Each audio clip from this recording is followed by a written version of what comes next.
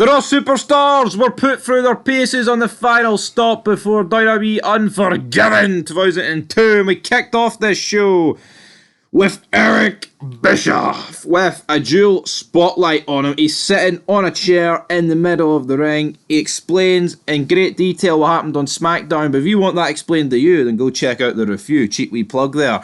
Then he introduces Rico, and for me this is exactly when the promo and segment went downhill, when Rico stepped out behind Uncle Eric. Yeah, no offence, Rico, you're not quite Eric Bischoff. Although, I mean, if I was advertising Raw, I would definitely advertise a double title match rather than saying I'm going to put the Raw guys through the paces. But I mean, whatever, that's one way guy of advertising it. Yeah, but Rico says hi there. Hi there. You want to say hi there? Wave to the camera for us, Rico. And guess what? Rico has been awarded with a massive match against Ric Flair tonight. Woo! Why is Rico getting this sort of treatment? I'm more worried about why he fucking won, but yeah, no, Rico, I guess he helped Eric Bischoff. He put maybe the whole shit in motion. He was the one that put this shitstorm in motion. He's the one that lured Stephanie McMahon out there, so I guess Eric Bischoff is rewarding Rico with a match against Ric Flair. But yeah, nah, for me, I just don't really see Rico going anywhere. No, I don't see him going anywhere. Bischoff reveals that Rob Van Dam and Triple H will be fighting at Unforgiven, but tonight they'll put both their titles on the line, and he says, get ready for the best show in sports entertainment. Then, it's all about the game, and a pretty weird, awkward segment, in my personal opinion, between Triple H and Rob Van Dam. Triple H comes out with his fucking massive nose, not that his nose could be any smaller than any other week, and buries Van Dam for about 3 minutes. And then Van Dam comes out and talks about, hey man, you gotta channel all that negative energy, that anger you've got, and you need to get rid of it. I know why you're angry. They're not going H, they're going RVD. But it's okay, man. You got talent, the way you spit that water there.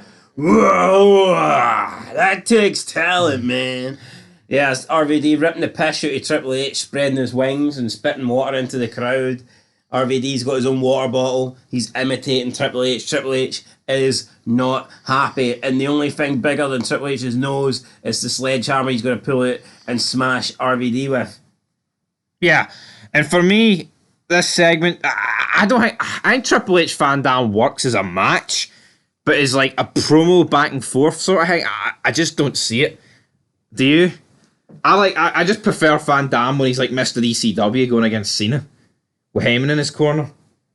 Would you not agree with that? So you don't like RVD when he's got a microphone? No, I do, but I think the laid backness going up against like a Triple H that's just fucking crippled Shawn Michaels doesn't really work for me. That's my opinion. Triple H is dead serious, and yeah, but yeah, I think against like The Rock, it would work. Or Kurt Angle, someone that can have a bit of comedy. Yeah, Triple H can have comedy, right? Don't get me wrong. Of course, it's like RVD and Deadman Taker. I just can't imagine how a promo would go between those two. No, it just wouldn't work. But you know, it was an alright segment. But for me, it just doesn't worked gel. With RVD and American Badass, but yeah, Deadman Taker and RVD, not a chance, man. Not a chance, man. But we have footage outside the arena. We have got IOW signs, equality, women's rights. It's basically a bunch of lesbians. Yes, a bunch of lesbians outside the arena. Up next, we've got... Why are they there? What happened on SmackDown? But there's just, they have to go check out the review for that. It's nothing about what happened on SmackDown. Aye, it is. It's not. It's last week. Last week's Raw, that's what I meant. Lesbian action. SmackDown. Alright, I forgot. Forgot it happened on last week's Raw. Eric Bischoff, though. They'll be having a wee meeting with him soon enough, won't they? But then we've got Ric Flair against Rico. And I've just realised, after 23 years on this planet, that Rick and Rico are very similar sounding names, aren't they? Reek. Just an O. O of a difference. Big O. Mass sacrifice. Ric Flair loses, and that's what and he's questioning his fucking sacrifice. That's what Ric Flair had after this match. A big zero. Because he didn't win. He lost. He contemplated using the chair. Contemplated suicide? Let's be real, fuck. After losing to Rico. He really needed to use the chair, didn't he? Dirtiest player in the game. Not tonight. Not tonight, damn it. We then have a backstage segment with Booker T saying, I used to be tag team partners with Test. I never liked Test growing up. And he says, I'm going to pass the test tonight with flying Pregnancy covers. test, school test, driving test. Basically all these tests that Booker T would probably fail at. But is he going to fail in taking on Test? I kind of feel like we're distancing ourselves from Goldust recent weeks. I can sense that. I mean, but the problem is with Goldust, it was funny at the beginning, and I'm not saying it's crap now, but if you're going to be hanging around with Goldust, there's only certain heights you can get to. Yeah, and it's not WrestleMania 19 main events where you're tag teaming with fucking Goldust, is it? No. Man. But then the female protesters are out again, and it looks like they're going to be allowed into the building. This random security guard's like, what are you here for? We want a meeting with Eric Bischoff, and we want it now. What do we want? Eric Bischoff. What do we want? Eric. Uncle Eric. Then with Booker T against Test, there was a botched pump handle slam, I believe. It was like an Irish whip into like a sidewalk slam, and they both kind of like fell over each other. Awkwardly. It was not the greatest sight I've ever seen on Monday Night Raw. No, it wasn't, and Booker T wins, but I thought it was a very sloppy match, to be honest. It wasn't great, but he did pass the test. He did pass the test, indeed. Backstage, Triple H put Ric Flair through his own test. Like, what the fuck happened to you? Basically saying what we're all thinking. Yeah, Ric Flair's... Triple H is saying what we've been thinking. Why are you so shit, Ric Flair? And someone commented saying that on the channel, saying that, like, why are we giving Ric Flair, a hard time? His return was great. Like, I'm not saying that Ric Flair doesn't hit great heights, but his initial return wasn't good. Whether it be his in-ring return as a wrestler or the failed GM shit and rivalry with Austin, that was awful. I mean, the McMahon stuff at the beginning was pretty good. We're partners. But anything after that, and after the Taker feud, has absolutely sucked. It has absolutely sucked. But here, Triple H says, you're getting pathetic. He says you have to get out while the going gets good. Then Ric Flair's like, what? Triple H, what? A bit of passion here. He's like, you don't even know what I'm capable of. I won that 16 times. Woo! You lost it.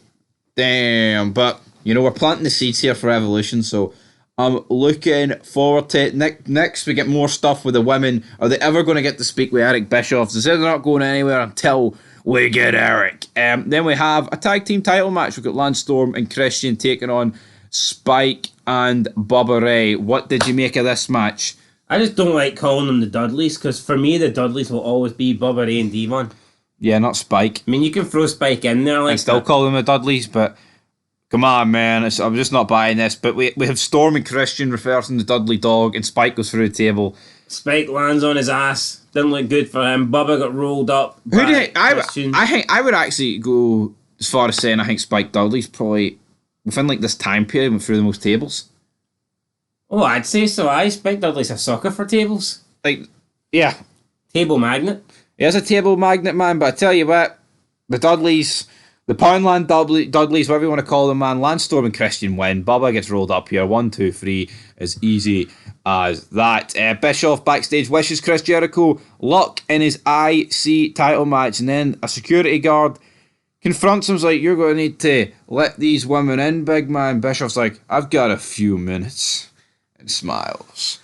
Big Eric Bischoff. No one pronounces minutes better than Eric Bischoff. Did I just hear myself say 3 minutes? Anyway, we move on. We've got a backstage segment now. Spike is in a lot of pain. He's been loaded into an ambulance. Bubba's telling him it's going to be alright. Triple H walks up, just looks over Spike like he's a pile of dog shit and begins to chuckle. Triple H walks away as Bubba looks on thinking, I want to kill that big-nosed bastard. He does want to kill that big-nosed bastard, and you know what?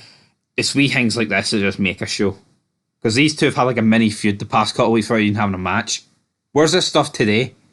Exactly. Nowhere fucking near anything. And I'm sure this will lead to a title match between Bubba Ray and Triple H. Has to. No, absolutely. I think it will.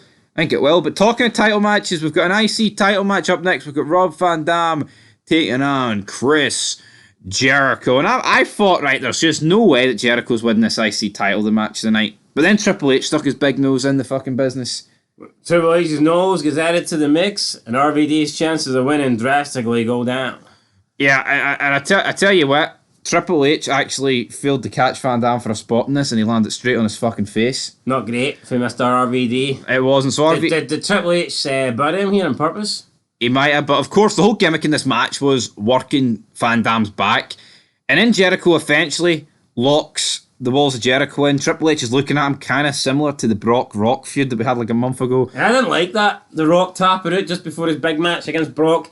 And that's what RVD done here. RVD tapped out. Jericho wins the Intercontinental Championship and RVD loses heading in to Unforgiven. Bit of a strange one. I mean, you could definitely flip it and go, well, he's getting a shot at the world title. It makes sense for him to tap out and try and preserve his back for the big pay-per-view match against Triple H, but I just don't really like the face losing momentum heading into a pay-per-view. I don't think it's a good look. And it's like him clearly being like, well, the IC title's pish. May as well go for the W. I think, no, but usually in these sort of feuds, that RVD is going to get the upper hand on Triple H going into the pay-per-view. And automatically, he's lost his title. And even if Triple H, but if Triple H lost his title... If you reverse the Uno card, you could argue, well, would you not fancy Rob Van Dam's chances of winning more if he goes in without a title? Because if he goes in with the Intercontinental title, you're more than certain he ain't going to win. Okay, he's not. Triple H just won the belt.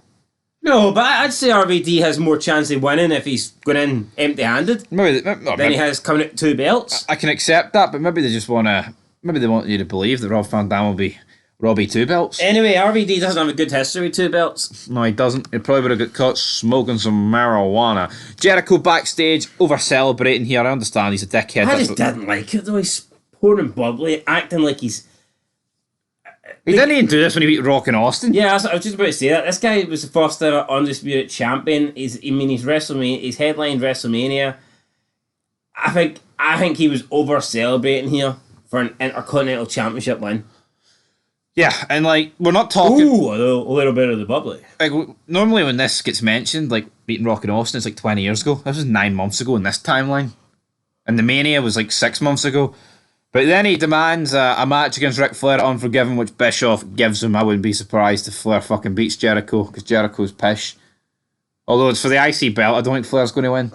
Put it that way. But then have a Jeff Hardy promo package, Desire. Our Lady Peace sing Not Enough, while Jeff Hardy is on the gear. Our Lady Peace, they also sing Chris Benoit's song. They absolutely do. Regal's in backstage, he says... Kane represents everything that's wrong with America. They hide behind a horror that is their face and that everyone knows exists. Damn a mask. He says that maybe he can teach the pathetic Americans a lesson tonight. But of course, during this match, with nothing really... I mean, it's a short enough match here. Every time William Regal wrestles, he either gets his nose busted or his mouth busted. Yeah, he loves you, bloody pillock. And I tell you what, he's wrestling with t-shirts now. I think he must have got that operation The Rock did in the late 90s. On his pecs? I think, yeah, that must be the only... He's not in good shape, William Regal. Was he ever in good shape, though? Let's be honest. Can No. you ever remember William Regal having a good shaped body? No. He was always flabby. I cannot remember this.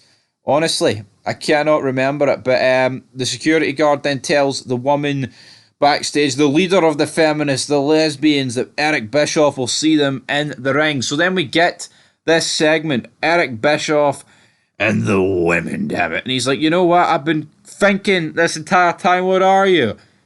You're a bunch of lesbians. Great for Uncle Eric, wasn't it?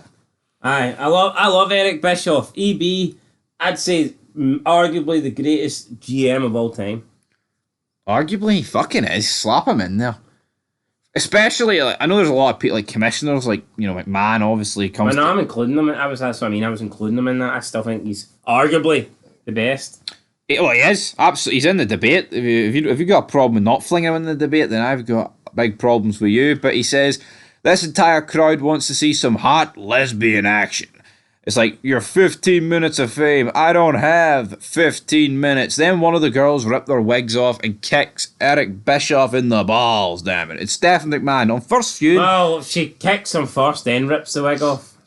Well then, Online World of Wrestling got it wrong. But initially I actually thought this was the leader that did it. But then when we I thought it was leader too, and I was confused because I was like, "There's no way that's fucking Stephanie McMahon." Yeah, it turns out it wasn't. But it turns out Stephanie McMahon was just sitting in the background, and I think this is the difference between Stephanie and Eric Bischoff. Eric Bischoff was able to play that old guy on SmackDown, and he was at the forefront of the wedding, and up until that moment, nobody knew it was him. And I mean, the acting was great. Whereas I just don't think Stephanie McMahon has that ability. I think you would have told. I think you'd have been able to tell straight away just through her voice alone. No, yeah, you would. Stephanie McMahon was playing the leader here, so Stephanie McMahon was in this group, but she like camouflaged herself into the background. She was a background character. I'd go as far as saying I don't even think she was in the backstage segments. I don't think she was outside with them. I don't think she was in the office. I think she only came out with them for the in-ring segment. I would agree with that. She just like literally hung about in the shadows until it was her moment to strike. Then Billy and Chuck, speaking of shadows, speaking of closets, someone's lit them at the closet. They've come out the SmackDown closet and they lay an ass whipping on Eric Bischoff. And I mean, we've seen how quick the SmackDown guys were to come out and save Stephanie on SmackDown. I mean, the Raw guys didn't really return the favour for EB, and in the end, it was only Jamal and Rosie. Yeah, it made the save here. No Raw guys feeling the love for Eric Bischoff. I wonder if there'll be consequences. There might be, but Bischoff challenges Billy and Chuck to wrestle Rosie and Jamal Unforgiven. He says if Billy and Chuck win, then he will kiss Stephanie's ass in the middle of the ring. But if Rosie and Jamal win, then Stephanie will have to do some hot lesbian action. But see, this doesn't work. This is a loss for Stephanie.